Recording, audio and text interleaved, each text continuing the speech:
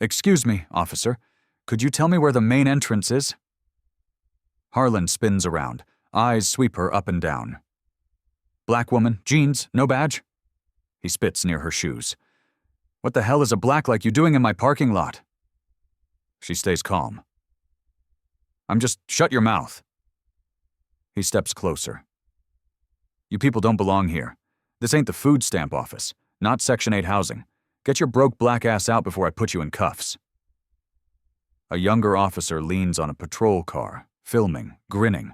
Another mutters, probably here to bail out her baby daddy. Laughter ripples. No one defends her. No one looks away. She stands alone. A black woman surrounded by white badges and white silence, but none of them know who she really is. In 72 hours, every officer here will be begging her for mercy.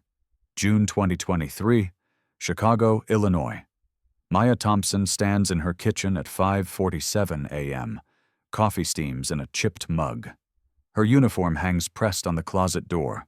23 years with Chicago PD, patrol officer to deputy chief. Every rung of the ladder, earned the hard way. Her phone buzzes on the counter. A text from her daughter Aaliyah, 16 years old, still asleep upstairs. Good luck today, Mom. You're going to crush it. Maya smiles, sets down the mug, reads the message twice. Today she drives to Nebraska. Today, everything changes. Fairview, population 85,000, a mid-sized city in the heart of the Midwest, the kind of place where people know their neighbors by name, where Friday nights mean high school football and church parking lots overflow on Sunday mornings, where the police department has been broken for 12 years and nobody with power has cared enough to fix it. The numbers tell the story. 46 excessive force complaints since 2011 exposed disparity in traffic stops that made state news. 3 police chiefs in 4 years. 1 fired for covering up misconduct. 2 resigned under pressure. Internal affairs investigations that go nowhere. Personnel files that disappear when questions get asked. The Nebraska State Police Board made Maya an offer in January, a phone call on a Tuesday afternoon. Come fix what we can't, start fresh, build something new from the inside. She said yes before the call ended. Not for the title, not for the salary bump, not for the corner office with the view of downtown, for the chance to prove that change is possible when the right person refuses to look away. Her ex-husband called it a suicide mission. Too many enemies, too much history, too many people invested in keeping things exactly as they are. Her mother called it noble, but worried about her safety. Aaliyah called it the most mom thing ever, and meant it as a compliment. Maya calls it unfinished business. She remembers 1998.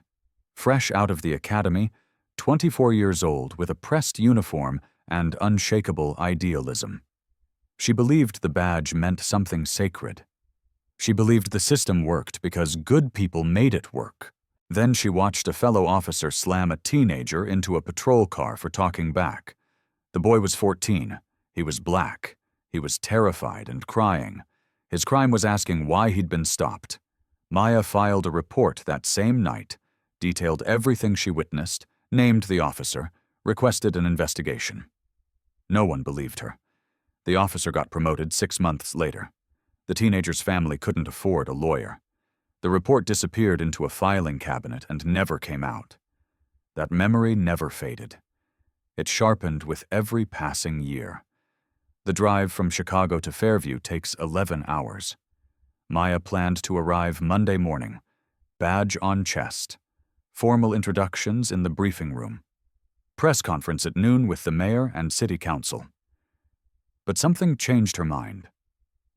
A phone call from a woman named Sophia Reyes, lieutenant in internal affairs. Voice quiet and careful, like someone worried about being overheard. Chief Thompson, I know you haven't started yet, but there are things you should see before anyone knows you're here. Things that won't be in your briefing packet. Maya asked. What kind of things? Reyes paused. The silence stretched. the kind that disappear when people ask questions. So Maya leaves a day early, packs light, drives through the night, arrives in Fairview on Sunday evening instead of Monday morning. No uniform, no announcement, no fanfare, just jeans, a blazer, and a government-issued sedan with state plates. She wants to see the department before the department sees her. The city limit sign appears at 6:31 p.m. Welcome to Fairview, pride of the heartland. The sun hangs low and orange. Streets are quiet for a Sunday evening. She passes a diner with a neon open sign, a hardware store with American flags in the window, a Baptist church with a full parking lot. 15 minutes later, she pulls into the police station lot. The building she'll command starting tomorrow. She doesn't know that tomorrow will come early. 6:52 p.m. The sun drops behind the station like a closing door. Maya steps out of her sedan, stretches her back after 11 hours of highway. The parking lot smells like tar and motor oil, and the faint sweetness of cut grass from the park across the street. Halogen lamps flicker on one by one. Shadows pull between the patrol cars lined up in neat rows. She walks towards the side entrance, not to go in, just to look, to see the building she'll command starting Monday, to get a feel for the place before the formal introductions and forced smiles. Footsteps behind her, heavy boots on asphalt. Deliberate. Hey. She turns. A sergeant approaches from the direction of Bay 3. Tall, broad shoulders, mid-50s, the kind of walk that says he owns this ground. His body camera clips to his chest. A small red light blinks steadily. You lost, sweetheart? Maya keeps her voice even, measured. Just looking around. This is a police station, not a tourist attraction. He stops 3 FT away, close enough that she can smell his aftershave. Something sharp and chemical. He looks her up and down without subtlety. ID. She reaches into her back pocket. Slow movements, nothing sudden. Hands him her driver's license. Illinois address. Photo. 5 years old. No badge, no title. Nothing that identifies her as anything more than a civilian. Harlan. She can read his name tag now. Studies the license, glances at her sedan, at the state plates, government-issued vehicle. His eyes narrow with something that might be suspicion or might be opportunity. Government vehicle? Yes. What agency? I'm not required to answer that, Sergeant. Silence. The radio on his shoulder crackles with dispatch chatter. He doesn't respond to it, doesn't break eye contact. Step over here. He gestures toward her sedan with a jerk of his chin. Hands on the hood. Maya doesn't move. On what grounds? Suspicious behavior. Vicious. Unidentified individual casing a law enforcement facility. Could be anything. Could be reconnaissance. I'm standing in a public parking lot, hands on the hood now. She could tell him right now. One sentence would end this. I'm the new police chief. I start Monday. You work for me. But she doesn't say it. She wants to see how far he'll go. She needs to know what kind of department she's inheriting. She places her hands on the warm metal of the hood.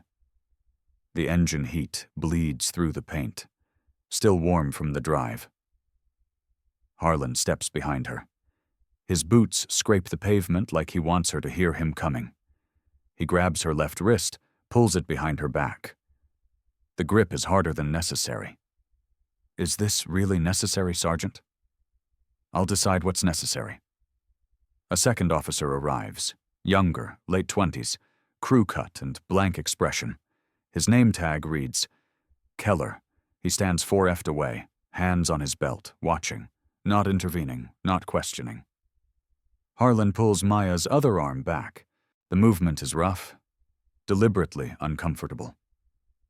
She feels her shoulder socket strain against the angle. I know your type. His voice is low, close to her ear, almost intimate. Think you can park wherever you want. Go wherever you want. Walk wherever you want. This isn't your neighborhood. She says nothing, keeps her breathing steady. Then he pushes. Her balance breaks, her knees buckle. She falls forward. Her kneecaps crack against concrete. Her cheek strikes the asphalt hard enough to see stars. The badge in her pocket. The chief's badge, she hasn't shown anyone, presses against her hip like a secret. Harlan's knee lands on her back. His full weight pins her to the ground. The concrete is warm from the day's sun. It smells like oil and rubber and the faint iron tang of rust. Stay down. Maya breathes slow, controlled. The concrete bites into her cheekbone. She tastes dust and something metallic. Her shoulder screams. She doesn't make a sound. Across the street, a security guard named Marcus Hale watches from the lobby of an office building. 62 years old, 30 years in Fairview. He's seen a lot of things in this town. He pulls out his phone, starts recording. Keller shifts his weight from foot to foot. Says nothing, does nothing. 4 minutes pass. Harlan keeps her on the ground. His body camera captures everything, but later someone will edit the footage, cut it from 52 seconds to 23, delete the audio that matters most. They don't know that a backup exists in the cloud. Not yet.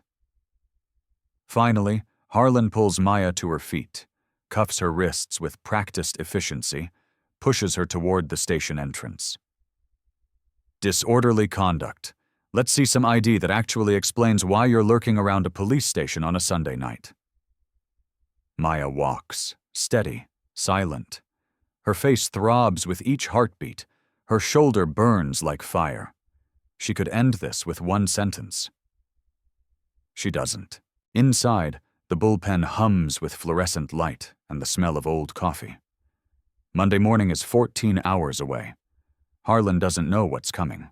The holding area smells like disinfectant and stale sweat. Maya sits in a metal chair bolted to the floor. Fluorescent tubes buzz overhead. A clock on the wall reads 7:34 p.m.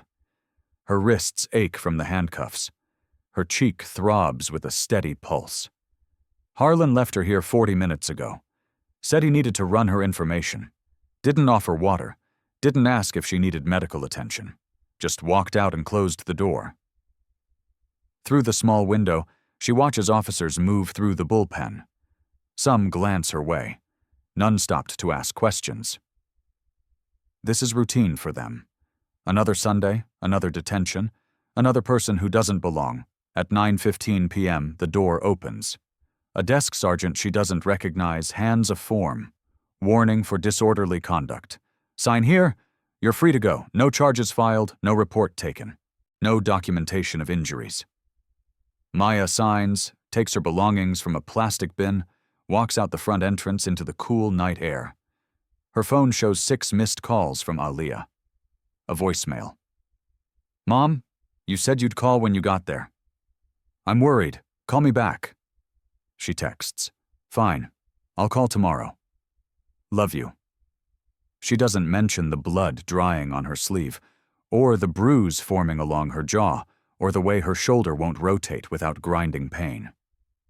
She drives to her hotel, showers with the water as hot as she can stand, watches the pink tinge swirl down the drain, lies awake until 3 a.m., staring at the ceiling.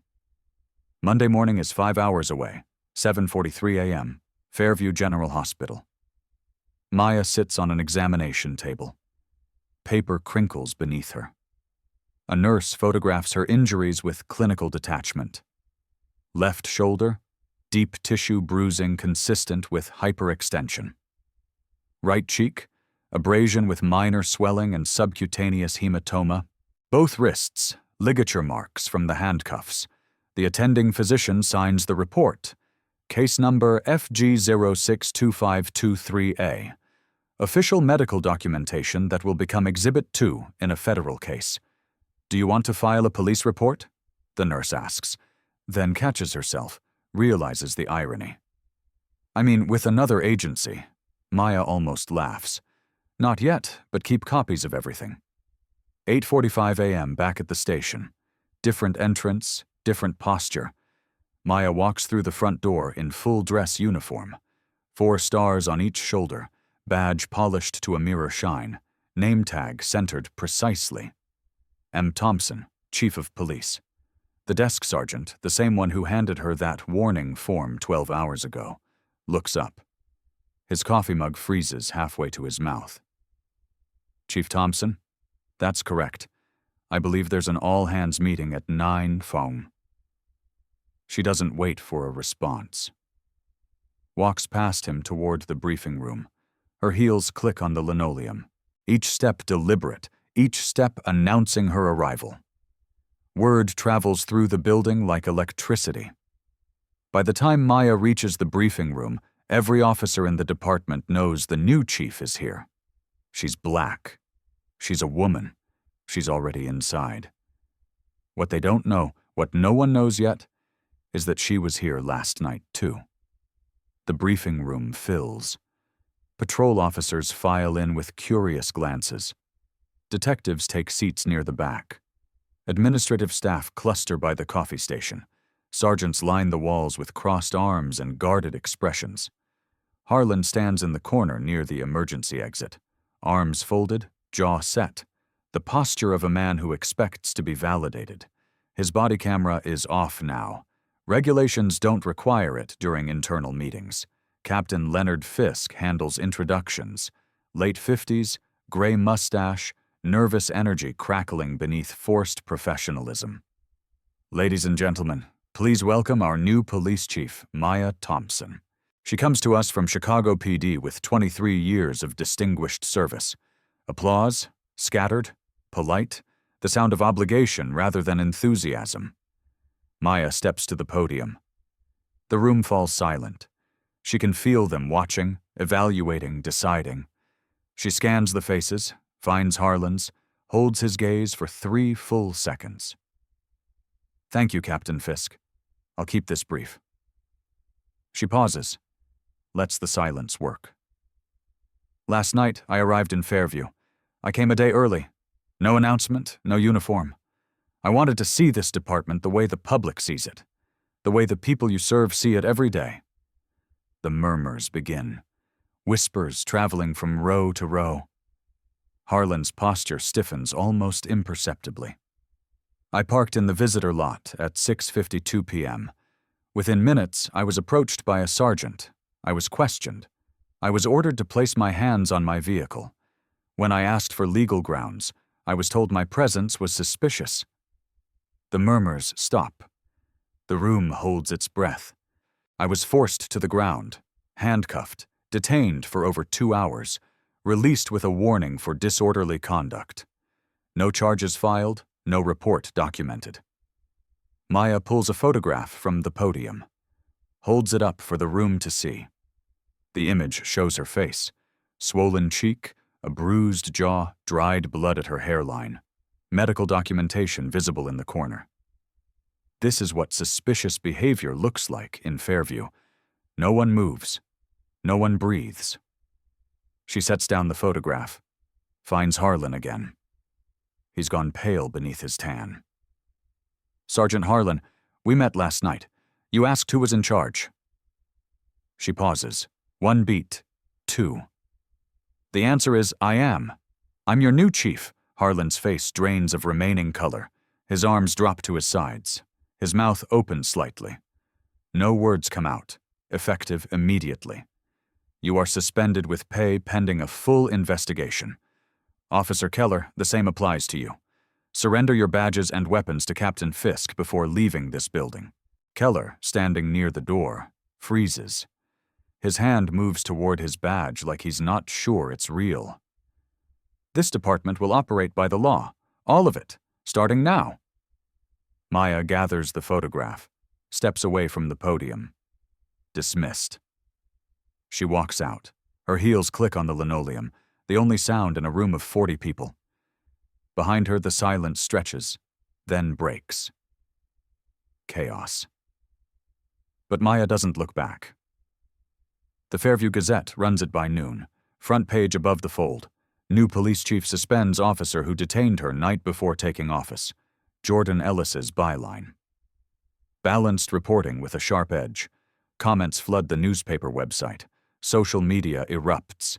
The story gets picked up by state outlets, then regional, then national. By 6 p.m., cable news is running segments. Some demand accountability. Others defend Harlan. 23 years of service shouldn't be erased by one incident. The phrase appears in comment sections like a coordinated talking point. By 3 p.m., Police Union Local 88 releases a formal statement. They call the suspension premature and politically motivated. They demand the City Council conduct an immediate review of Chief Thompson's appointment. They question her judgment, her objectivity, her fitness for command. An internal email circulates through the department. Support Harlan. Outsiders are coming for us. Stand together. Lieutenant Sophia Reyes reads the email at her desk. 38 years old, 6 years in internal affairs, 6 years watching complaints disappear and investigations go nowhere. She doesn't delete the email. She forwards it to her personal account. Then she picks up her phone. Chief Thompson, we should talk. I have files you need to see. Tuesday morning, Maya's office. The room still smells like the previous chief's aftershave. Something musky and expensive. Boxes line the walls, unpacked. A dying plant sits on the windowsill, leaves brown and curling. Maya doesn't unpack. Not yet. She has more urgent business. 7 personnel files spread across her desk. 7 complaints against Harlan spanning 11 years. 7 victims. 7 times Internal Affairs closed the case without discipline. Reyes sits across from her. Professional, controlled, but there's something else in her eyes. Relief, maybe the look of someone who's been carrying a weight alone for too long. How did you get these? Maya asks. The official records show nothing. I made copies. Every time a complaint came in, I saved the originals before they got lost. Reyes uses air quotes around the word. I knew someday someone would care enough to look. Maya flips through the pages. The pattern emerges immediately. 2011 traffic stop, East Side. Black male, 22. Harlan claimed aggressive posture. Complaint filed. Investigation closed. No action. 2014. Pedestrian stop. Hispanic female, 34. Harlan claimed suspicious behavior. Complaint filed. Investigation closed. No action. 2017. Tyrone Brooks. Black male, 34. Walking home from a warehouse shift. Harlan forced him to the ground for matching a description. No description existed in any dispatch log. Complaint filed. Investigation closed. No action. 2019. Keisha Warren, black female, 29, pulled over for a broken tail light. Harlan searched her vehicle without consent or probable cause. When she objected, he detained her for 4 hours. Complaint filed. Investigation closed. No action. Same neighborhoods, same demographics, same script, same outcome. Year after year. This isn't a bad apple, Maya says. This is a system functioning exactly as designed. The system protects its own. Reyes leans forward. IIA can't investigate if leadership doesn't want answers. Every chief before you looked at these files and looked away. The union made sure of it. What's their leverage? Votes, campaign contributions, endorsements. Half the city council owes their seats to Local 88 support. Reyes pauses. And there's something else. An informal quota. Officers get bonuses based on arrest numbers. Quality doesn't matter. Convictions don't matter. Just quantity. Maya closes the file, looks out the window at the parking lot. Bay 3. The halogen lamp that buzzed above her head while her face pressed into concrete. Who else knows about the quota? Everyone who's been here more than a year. No one talks about it on the record. Maya nods, turns back to the files. Harlan thought Sunday night was an isolated incident, a bad decision, wrong place, wrong time. But Maya Thompson knows the truth now. She wasn't his first victim. She's going to make sure she's his last. Wednesday, day 4. The pattern spreads across Maya's conference table like a map of systematic failure. Personnel files, medical records, FOIA data, victim statements. Each document adds another thread to the web. Jordan Ellis's analysis arrives by courier at 9 a.m., 12 years of data in a manila envelope, 2011 to 2023. The numbers are damning. 346 excessive force incidents documented across the department. 62% involved Black or Hispanic residents. Those groups represent 23% of Fairview's population. The disparity isn't ambiguous. It's not statistical noise. It's mathematical proof of selective enforcement. Maya reads the report twice, highlights a section on page 14. Officer Harlan appears in 11 documented use of force incidents, the highest individual rate in the department. 7 formal complaints filed, 0 sustained, 0 disciplinary action. She sets down the highlighter, stares at the numbers. 11 incidents, 7 complaints, 11 years, 0 consequences, receipt number 6. Public record obtained through legal channels, independently verifiable. Thursday afternoon, a borrowed conference room at the county courthouse. Tyrone Brooks sits in front of a camera, gray suit borrowed from a cousin. Hands folded on the table, sworn deposition recorded for potential court proceedings. It was August 2017. Hot night. I was walking home from my shift at the distribution warehouse, 10 blocks, same route I took every night for 3 years. He pauses, rubs his hands together. The memory costs him something to recall. A patrol car pulls up next to me. Slow following. Then it stops. Officer gets out. Big guy tells me I match a description. Doesn't say what description. Doesn't say what crime. Doesn't show me anything or explain anything. Just tells me to put my hands on the car. His voice wavers. He steadies it. I asked what I did wrong. He said, "You exist." Then he put me on the ground, knee in my back, face in the gravel. I could feel the rocks cutting into my cheek. I still have a scar. He touches his face below his left eye, a thin white line barely visible against his dark skin. I filed a complaint, went to Internal Affairs, filled out all the paperwork, told my story 3 different times to 3 different people. 3 weeks later, I got a letter. Investigation concluded. Insufficient evidence of policy violation. That was it. That was the whole thing. The camera keeps recording. Tyrone wipes his eyes with the back of his hand. I stopped trusting police after that. Stopped calling 911 when there was trouble in my neighborhood. Told my kids to avoid them. Stay invisible. Don't give them reasons. He looks directly into the lens. That's what they took from me. Not just that night. Every night since. Receipt number 7. Video testimony. Time-stamped, notarized, admissible. Friday morning.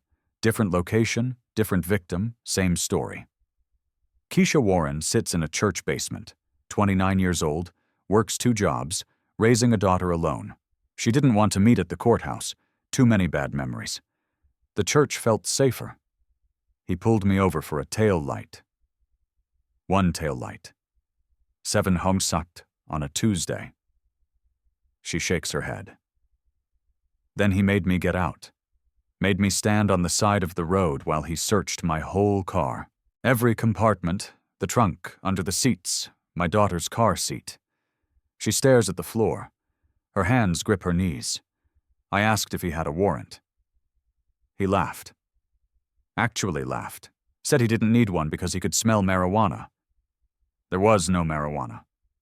I don't smoke. Never have. Her jaw tightens. When I complained about the search, he changed. Got real close to my face. Said if I reported him, he'd find me. Said he knew where I lived. Knew where I worked. Knew where my daughter went to daycare. She looks up. Her eyes are dry but hard. I was 26, single mom, no lawyer, no money, no connections. I just wanted to get home safe. So, I didn't report anything. Not then. She pauses. I'm reporting it now. Receipt number 8. Sworn affidavit. Notarized June 23, 2023. Witness signature from the church pastor. The victims keep coming. By Sunday, Maya has made contact with 5 of Harlan's 7 documented targets. 3 agree to provide formal testimony. 2 are afraid, but they submit written statements anyway, requesting anonymity. The pattern is undeniable. Harlan targeted people who wouldn't be believed, people without lawyers, people without connections, people who looked like Maya, people who looked like her daughter. She calls Lieutenant Reyes Sunday evening. I need everything you have on the body camera system. Storage protocols, access logs, chain of custody documentation, who has edit access, who reviews footage before archiving. Why? Because the official footage from Sunday night is 52 seconds long. I was on the ground for 4 minutes minimum. Someone edited that file. Silence on the line. I'll pull the records tomorrow morning. Jordan Ellis publishes his first major investigative piece on Monday. Front page of the Fairview Gazette continued on pages 4 and 5. Data shows decade of disparity in Fairview police use of force. The article names no individuals. It doesn't need to. The numbers speak for themselves. Graphs and charts. Statistical breakdowns. Year-over-year trends pointing in the same direction. Comments explode online. Social media shares multiply exponentially. By noon, the story reaches state television news. By evening, regional outlets. By the next morning, national wire services. What Harlan didn't know, the receipts were just getting started. If this pattern sounds familiar to you, drop a comment below. Tuesday afternoon, Maya's office. Jordan sits across from her. Notepad open. Digital recorder running with her permission. I've been investigating this department for 2 years, he says. Every time I got close to something real, sources went quiet. Files disappeared. People stopped returning calls. Doors closed. What changed? You. You're the first chief who didn't tell me to go away. The first one who actually wanted to know. Maya slides a folder across the desk. This is everything I can give you on the record. Personnel patterns, complaint histories, settlement payments the city made to avoid civil trials. Jordan flips through the pages. His eyebrows rise steadily. The city paid out $412,000 in the last 8 years, all excessive force cases. None of them went to trial. Not one. None of them could go to trial. Victims settled because they couldn't afford the fight, couldn't take time off work for depositions, couldn't pay lawyers by the hour, and every settlement included a non-disclosure agreement. So the city bought silence. The city protected itself. The department protected its officers. The union protected its members. Everyone protected everyone except the people they were supposed to serve. Jordan closes the folder, looks at Maya with something like respect. Why are you doing this? Really? You could run this department quietly, make small changes around the edges, keep your head down, retire in 10 years with a clean record and a full pension.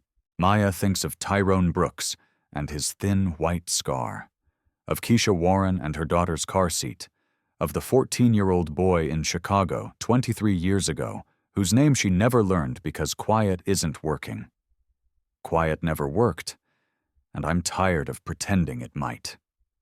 Thursday morning, 2 weeks since the parking lot. Police Union Local 88 holds a press conference on the steps of City Hall. 30 officers stand behind the podium in dress uniform. Solidarity displayed like a weapon. The union president, a thick-necked man named Victor Lang, with 31 years on the force, reads from a prepared statement. His voice carries across the plaza. Chief Maya Thompson has engaged in a personal vendetta against a decorated officer with 23 years of exemplary service. Her actions are premature, politically motivated, and designed to advance her own agenda at the expense of the men and women who keep this city safe. Cameras flash. Reporters shout questions. The officers behind him stand motionless. We call on the City Council to conduct an immediate and thorough review of Chief Thompson's appointment. Until that review is complete, we have no confidence in her leadership. We encourage all officers to document any instances of harassment, retaliation, or hostile work environment. Receipt number 9. Public statement on the record. Broadcast live. By noon, the attacks turn personal. Someone leaks Maya's personnel file from Chicago, a minor disciplinary action from 2012, a procedural error involving a chain of custody documentation mistake. It was resolved administratively, noted in her file, expunged after 3 years of clean record. None of that context makes it into the leak. Conservative talk radio picks up the story by 2 p.m. The new Fairview chief has her own history of misconduct. She was disciplined in Chicago. Why should we trust her judgment on anything? Local television news runs the story at 6. 3 minutes of coverage. They mention her disciplinary record 4 times. They mention Harlan's 7 complaints once in a single sentence near the end. Balance, objectivity, both sides. Friday, 3:48 p.m. Maya's phone rings. The caller ID shows Aaliyah's name with a heart emoji. Mom. Her daughter's voice shakes, thin and scared in a way Maya hasn't heard since Aaliyah was small and had nightmares. What's wrong? Are you hurt? Someone sent me a message on Instagram from an account I don't recognize. Maya's stomach drops. What kind of message? It says Aaliyah pauses. Breathes. Maya can hear her trying not to cry. Tell your mom to back off or we'll make sure she regrets it. There's a photo attached of our house. Our house, Mom, in Chicago. Maya's blood goes cold. Her hand tightens on the phone. Screenshot everything. Don't respond. Don't delete anything. I'm calling the FBI right now. Mom, I'm scared. What if they come after me, Aaliyah? You're going to be okay. I won't let anything happen to you, I promise. She hangs up, calls the Bureau's field office in Omaha, files a report, requests an immediate investigation. The agent on the phone is professional and sympathetic. We'll look into it, Chief Thompson, but without more specific information, these threats are difficult to trace. Anonymous accounts, VPN routing, it could take weeks. My daughter is 16 years old. I understand. We'll prioritize it. But I have to be honest with you about the timeline. Receipt number 10. Threat documentation forwarded to federal authorities. Evidence of coordinated intimidation. That night, Maya calls Aaliyah back.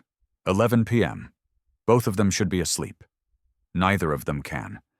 Maybe you should just let it go. Aaliyah's voice is small, exhausted. Maybe it's not worth all this. Worth them coming after us. Maya closes her eyes, leans her head against the wall.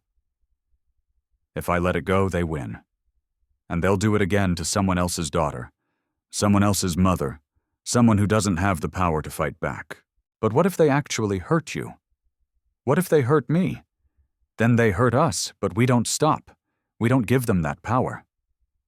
Silence on the line, the sound of Aaliyah breathing. I love you, Mom. I love you too, baby. More than anything in this world. Through his attorney, Sergeant Harlan releases a formal statement. Sergeant Harlan followed standard protocol during the encounter in question. He had no way of knowing the individual's identity or position. He maintains that his actions were appropriate given the circumstances he observed and looks forward to full vindication through proper legal channels.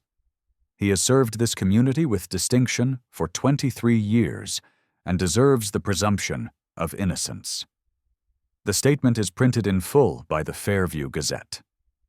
14 officers sign a letter supporting Harlan. 23 years of dedicated service shouldn't be erased by one disputed incident. We stand with our colleague and friend. Sunday night, 3 weeks since the parking lot, Maya sits alone in her apartment. The television plays on mute. News coverage of something somewhere that isn't Fairview. She doesn't watch. Her phone holds photos of Harlan's victims. Tyrone Brooks with his thin scar, Keisha Warren with her hard eyes, 3 others who came forward, 2 more who were too afraid.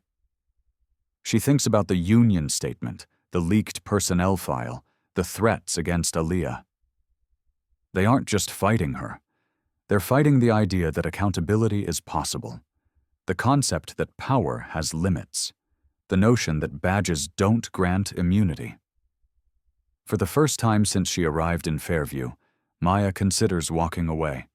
She could resign, return to Chicago, find a quiet desk job, let someone else fight this war. No one would blame her. She picks up the personnel files, stares at the names. 7 people, 7 complaints. 7 times the system said, "You don't matter, you don't count, you don't exist." Maya sets down the files. Not yet. She's not done yet. Monday night, 3 weeks and 1 day since the parking lot. Maya sits in her office. 11:23 p.m. The building is empty. Hallway lights dimmed to their overnight setting. The only sound is the hum of the HVAC system pushing recycled air through the vents. 7 personnel files spread across her desk. She's read them so many times she's memorized everything. Names, dates, neighborhoods, the specific words Harlan used each time. Suspicious behavior, aggressive posture matched a description. Her cheek still aches when she touches it. The bruise has faded to a sick yellow-green. The memory hasn't faded at all. She can still smell the hot asphalt, still feel the concrete grinding into her cheekbone, still hear his voice. Stay down. She thinks about her first week as a patrol officer. Chicago, 1996. Fresh uniform, pressed and crisp. Fresh idealism, untested and pure. She believed the badge meant protection. She believed the system worked because good people made it work. Then she watched a colleague brutalize a teenager for asking questions, filed a report, watched nothing happen, watched the officer get promoted while the family couldn't afford a lawyer.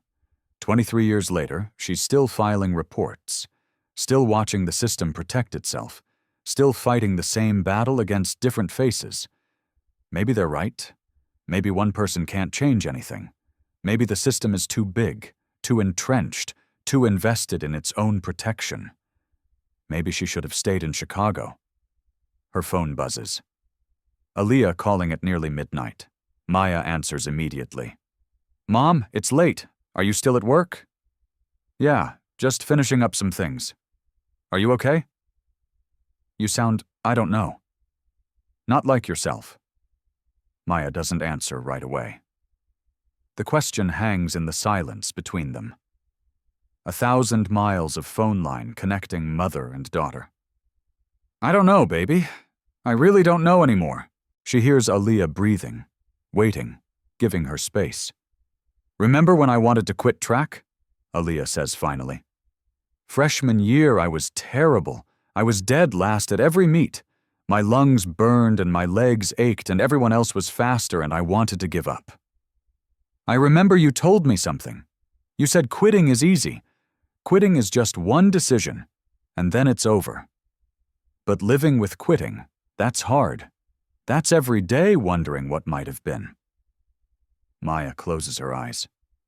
She remembers saying those words 3 years ago. Aaliyah crying in the kitchen. Maya holding her daughter's hands and believing what she said. "You were right, Mom. I stuck with it. I never became a star. Never won a medal.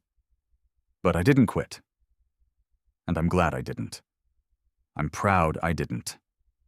Silence. "You can't quit, Mom. Not you, not this. You've been waiting your whole career for this fight." Maya's throat tightens. Something breaks loose in her chest. She doesn't speak. Can't speak.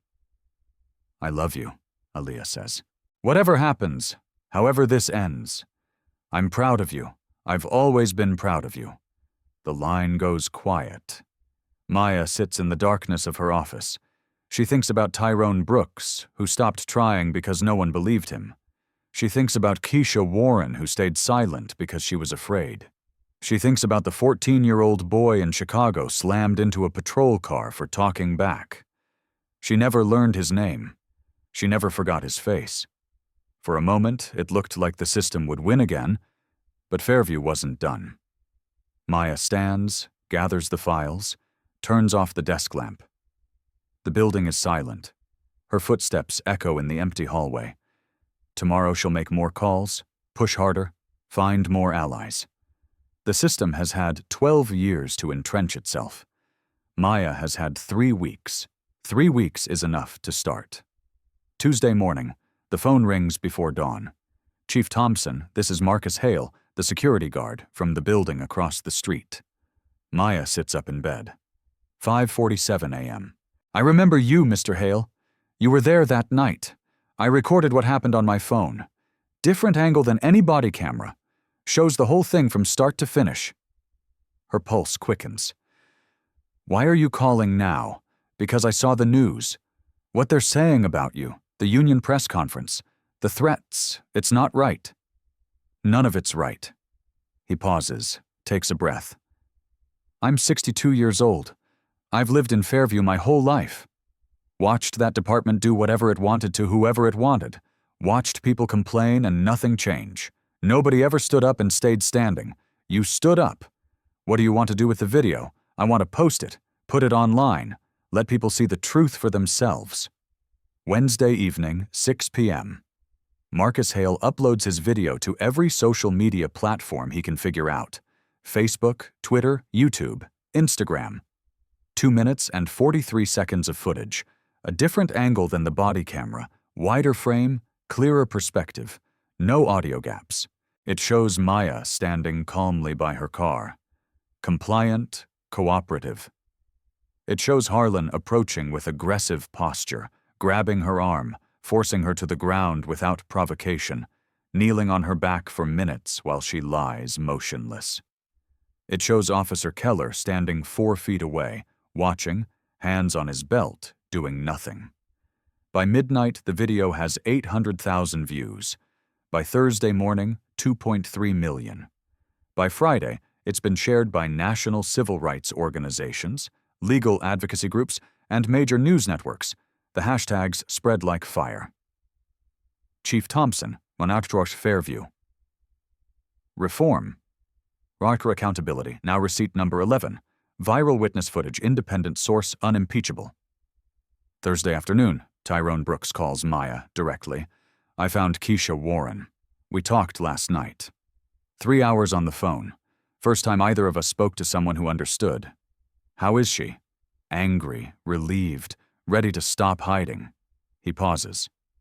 We're going public together. A joint statement. 2 victims. Same officer, same pattern. Let people see we're not isolated incidents. Are you sure you want that exposure? We're sure. We're tired of being silent. Silence didn't protect us. Maybe speaking will protect someone else. Friday, a petition appears on change.org. Support Chief Maya Thompson. Demand accountability for Fairview Police Department. Within 24 hours, 3,200 signatures. Within 5 days, 8,400. Local churches add their names. Community centers, small businesses. The owner of the diner Maya passed on her first drive into town, the one with the neon open sign and the American flags. Emails flood City Hall. Hundreds of them, some angry, some hopeful. Many sharing their own stories, encounters with Fairview PD that never made official records. One email from a woman who signed only her initials. For the first time in 20 years, I feel like someone in that uniform actually cares about people like me. Receipt number 12. Community petition. 8,400 verified signatures. Evidence of public mandate. Saturday, Maya's office. Lieutenant Reyes knocks on the doorframe. The State Attorney General's office called. They're convening a grand jury. They want all the footage, all the depositions, everything we have. When? 30 days from now. Maya looks out the window. The parking lot where it all started. Bay 3, the halogen lamp. Public support matters. Community pressure matters. But it's not enough to win in court. For that, she needs evidence that can't be denied. She has 30 days to build the case that ends Harlan's career. The receipts are ready. The witnesses are willing. Now it's time to finish. Day 28, 2 days before the grand jury convenes, Lieutenant Reyes arrives at Maya's office at 7 a.m. She carries a laptop under her arm. Her face is pale, but her eyes are sharp with purpose. I found it. Found what? The evidence that changes everything. She sets the laptop on Maya's desk, opens an audio file, presses play. Static crackles, then voices clear despite the compression. Harlan and Keller on radio frequency. State plates, government vehicle. Let's see who thinks they can park in our lot. Maya's breath catches. The words hang in the air between them. He ran my plates before he approached me. More than that. Reyes pulls up a second file, a screenshot of the dispatch log from that night. At 6:49 p.m., 3 full minutes before he ever walked toward your car, Harlan requested an automated plate check through the MDT system. The return came back. Nebraska State Government assigned to Law Enforcement Oversight Division. Maya stares at the screen, the timestamp, the query, the response. He knew. He knew you were government, knew you were connected to law enforcement oversight, knew you weren't just some random civilian who wandered into the wrong parking lot. Reyes's voice is steady but intense. And he attacked you anyway, because he believed he could, because he always had. The foreshadowing crystallizes. Harlan always checks the plates. Every car, every time. His own habit, his own procedure, the thing that made him feel powerful and in control. Now the evidence that proves premeditation.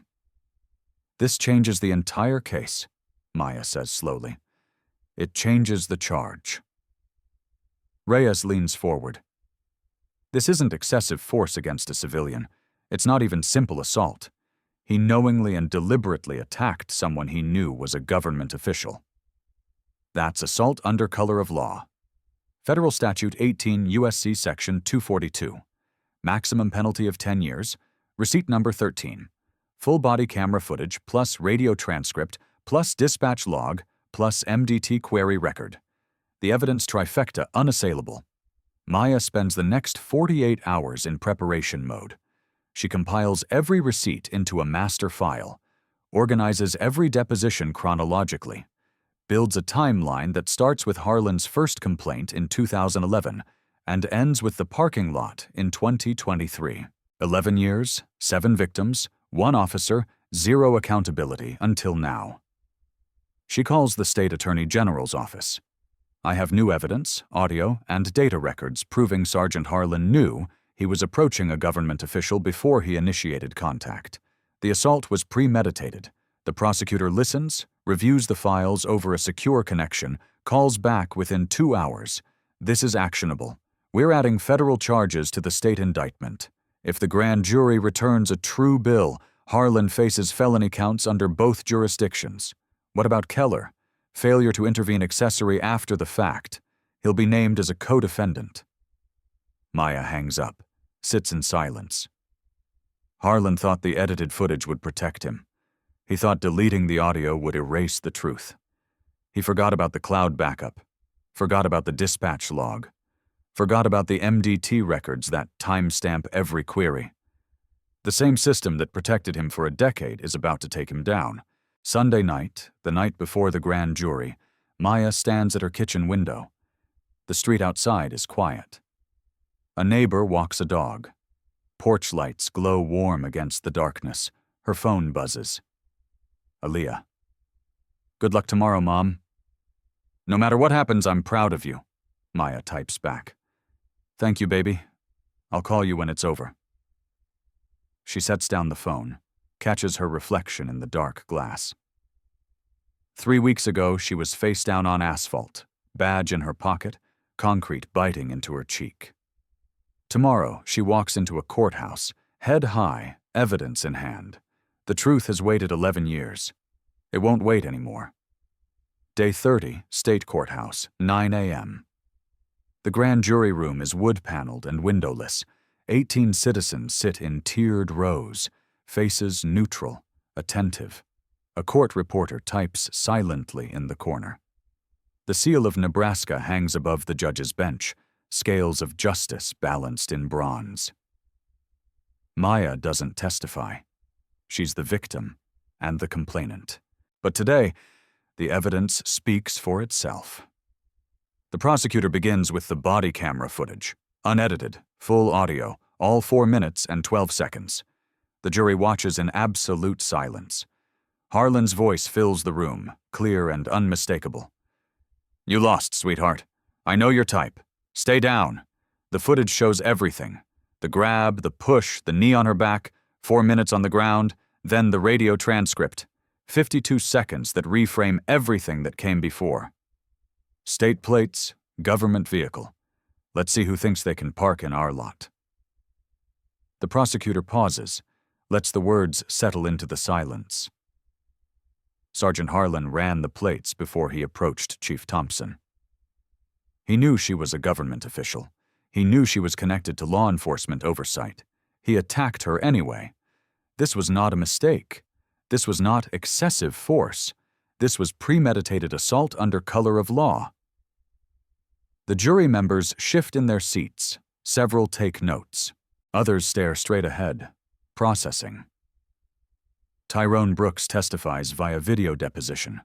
His face fills the screen, his voice steady despite the pain behind it. He told me I existed wrong.